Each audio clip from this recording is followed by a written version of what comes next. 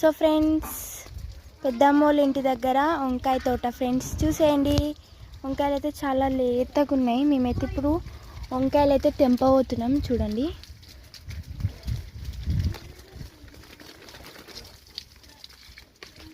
మా అక్క వచ్చేసి నీళ్ళు పడుతుంది. చూడండి, వంకాయలు తెంపు వేడున్నాయి. చూడండి ఎంత బాగున్నాయో లేతగా వంకాయలు అయితే.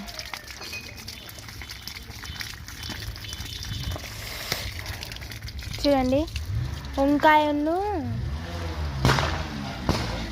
తోట అయితే పెట్టింది మా పెద్దమ్మ.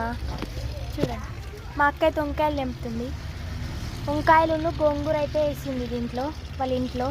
చూడండి, వంకాయలు తెంపుతుంది మా అక్క.